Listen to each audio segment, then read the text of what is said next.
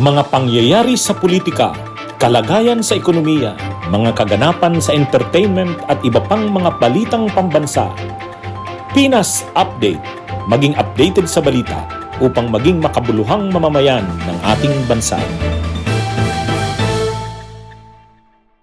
For the first time, matapos madawit sa hiwalayang Katniel, nakakwentuhan ng News 5 si Andrea Brillantes kasama ang kanyang senior high co-stars dito sa Kapatid Network. Say niya, deadma muna siya sa issue.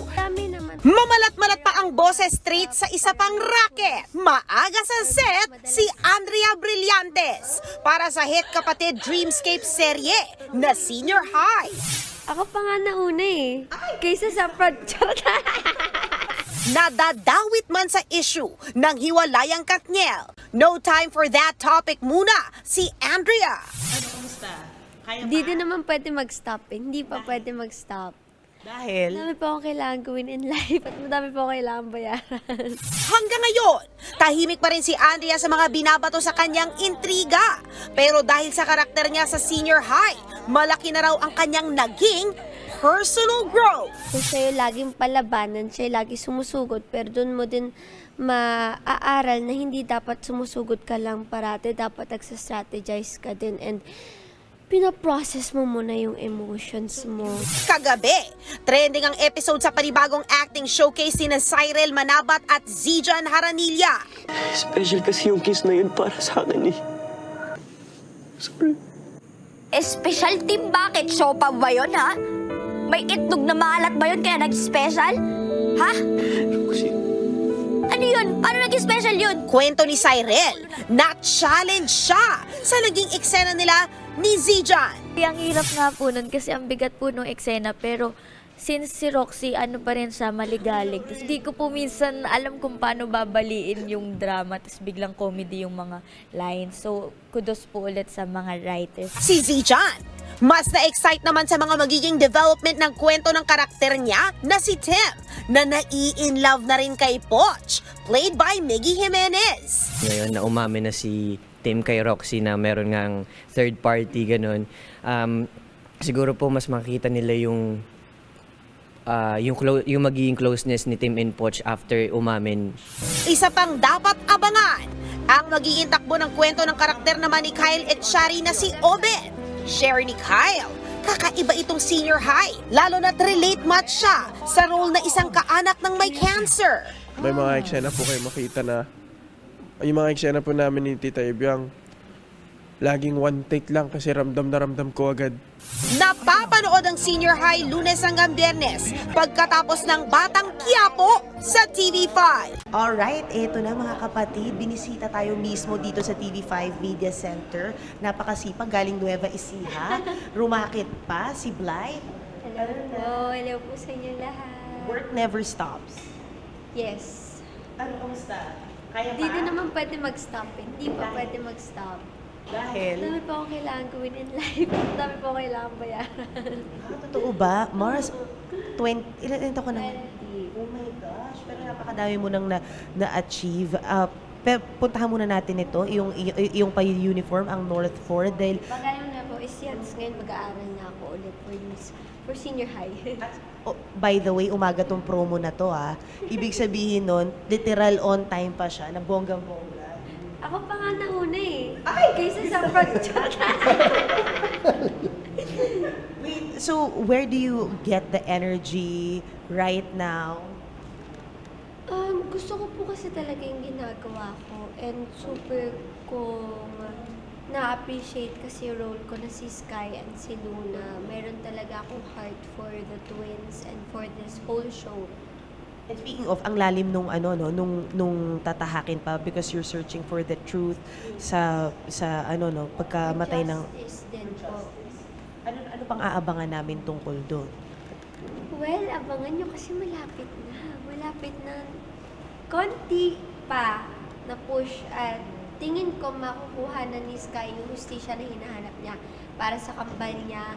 At hindi lang yun, madami pa kayong malalaman pang iba. Madami pa pong revelations at madami pa pong mga plot twist na mangyayari. Oo nga. Paano mo binabalance? So, kasi meron kang makeup company, nag-ano ka pa on the side, nagpo-promote, and then you have your 3 times a week taping.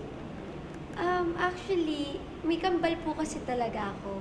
Pangalan niya, si Blythe at si Anne. Sino siya? Actually, triplets po sila. Sa dami ng ginagawa mo. Si Blythe, si yung isang pang real name. Pero ano po, I am very thankful for my mom and my sister. They really helped me balance things out. And super thankful din ako sa team ko sa Lucky Beauty. Kasi... Nagamit ko ngayon. Yes, thank you so much. Grabe, sobrang supportive po nila sa work ko at very understanding naman sila. At lagi pa rin nila ako ina-update. Lagi ako naka-phone. Yun ang way ko to connect with everything kasi andun yung parang GC ko sa company ko, andun yung sa Star Magic ko, sa schedules ko, andun yung SOCMED ko na kailangan ko lagi bantayan, and at doon din ako nakikipag-connect with my friends. Yun yung phone ko actually. Lagi ako napapagalitan kasi I'm always on my phone, pero yun kasi yung trabaho ko actually, phone ko yung trabaho ko nasa phone ko talaga. So hands-on ka pa rin? Yes, kailangan po. Tsaka kasi ganun po talaga ako as a person. Gusto ko talaga hands-on ako sa lahat. With the way I dress, yung itsura ko, lahat ng gagawin ko. Pero hindi biro yung yung character mo. Kasi imagine mo, you're doing... Script din, nasa phone na.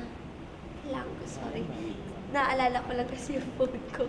Nasaan wala dito? andito May siya. nasi-pax ka? Ayan, nandiyan dyan. Paano ko? Pero actually, pag-usapan natin yung character mo kasi hindi rin biro yung tinahak niya at yung sensitivities around the things that you portray. Kaya sinabi mo rin siguro malapit sa puso mo na ikwento to. Dahil iba to sa mga issues sa Gen Z. Actually, sa mga eskwelahan ngayon, isa ito sa mga nire-remind sa parents na to check on their children. Yes po. At saka yun nga is, kilala mo ba talaga yung anak mo? Alam mo ba yung nangyayari sa surroundings niya? Aware ka ba sa mga friends niya? Sa characteristics ng friends niya? Aware ka ba kung paano siya as student? Bully ba yung yung anak mo? Or siya ba yung nabubully? And ayun, for me, si Sky, hindi lang kasi siya character, medyo responsibility din siya sa akin. Kasi si Sky yung parang nagko-connect sa lahat ng tao. Siya yung nakaka-witness ng lahat tulad ng sexual assault sa teacher and sa student, yung mga bullying, yung mga injustice and unfairness na nangyayari sa school. Madalas si Sky yung nakaka-witness. So siya yung laging palabanan, siya yung lagi sumusugod, pero doon mo din maaaral na hindi dapat sumusugod ka lang parati, dapat nagsastrategize ka din and pinaprocess mo muna yung emotions mo. Yung may mga personal growth na nadadala mo sa trabaho at syempre in real life pagdating sa mga ganitong bagay na mag-strategize. Yes po, at saka wag lang wag lang barilan kung ano nung mga salita at nag-iisip din muna. Pero kasi si Sky, kailangan natin intindihin na she's just a teen. Minor pa siya eh. Kaya talagang, alam mo yun, dapat mas may understanding sa mga kids eh. Hindi tahimik lang sila, ganun. May nag-reach out ba sa'yo na fan regarding like yung mga topics na pinoportray nyo sa senior high? And ano yung naging response mo if so? Actually, madami naman po. Pero mas parang requests or mas madalas mga nag-open up din sila na ito din na experience ko din to. Meron din mga parents na thank you kasi mas ngayon mas gusto ko natutukan yung mga anak ko. I want to be more involved with them. Or kaya ask them lang how they are kasi ngayon po sa generation namin hindi na lang siya physical bullying kundi on social media as well. Meron din kasi dito mga natakan sa show na personally may mga kilala akong tao na pinagdaanan to sa school nila. Kaya yung ibang mga instances or mga scenes na kahit ako natitrigger ako pero parang kung ako nahirapan, what more pa kaya yung kaibigan ko na pinagdaanan to. So parang for them na din yung justice sa binibigay ko. So ang bigat niya, paano kayo nagde-debrief as a cast?